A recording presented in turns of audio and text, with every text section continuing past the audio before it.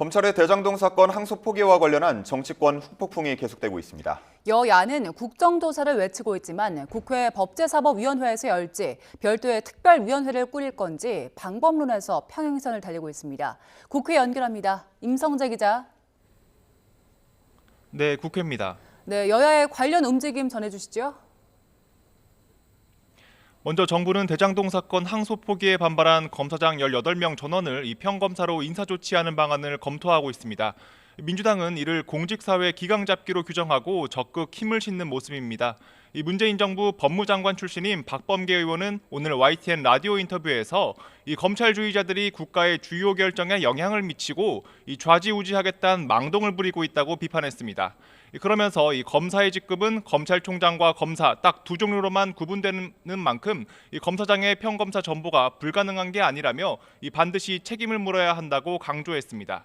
민주당 핵심 관계자도 YTN과 통화에서 공직자의 내란 가담 여부를 따지는 헌법 존중 정부혁신 TF와 관련해 이 대통령이 신상필벌은 기본이라고 강조한 건 당연한 거라고 힘을 실었습니다. 특히 검사들의 항명은 정리하고 가야 한다며 그냥 지나갈 수 없는 노릇 아니냐고 반문했습니다. 반면 국민의힘 지도부는 아침부터 용산 대통령실 앞에서 규탄 대회를 열었습니다. 대장동 항소 포기 사태의 몸통은 이재명 대통령이라며 즉각 국정조사가 필요하다고 목소리를 높였습니다. 장동혁 대표는 이 대통령이 대통령이 돼 대한민국 전체가 범죄자들의 놀이터가 됐다고 맹공에 나섰습니다. 특히 최근 대장동 민간업자인 남욱 변호사 측이 수백억 원대 동결재산을 해제해달라고 요청한 점을 정조준했습니다.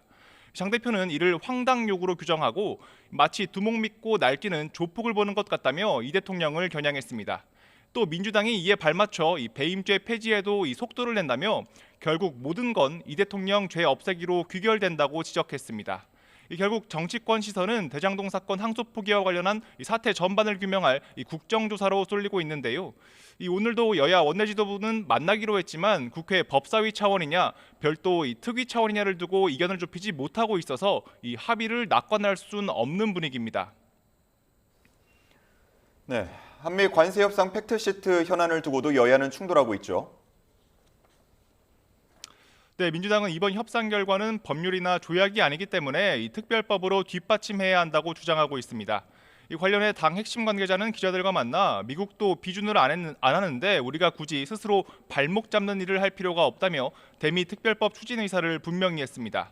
반면 국민의힘은 민주당의 이 같은 모습은 한마디로 상식에 어긋난다고 반박하고 있습니다. 국회 외통위 야당 간사인 김건희 의원은 YTN 라디오 인터뷰에서 국회 동의도 없는 상황에서 이행을 전제로 법을 심의한다는 건 앞뒤가 틀린 거라고 비판했습니다. 국회에선 오늘부터 728조 원 규모 내년도 예산안에 대한 세부 심의를 시작합니다. 증액과 감액을 하는 절차인데요. 예산안 조정 소위원회에선 대통령실 특수활동비 등 쟁점 예산을 두고 여야가 치열한 기싸움을 벌일 것으로 전망됩니다. 지금까지 국회에서 YTN 임성재입니다.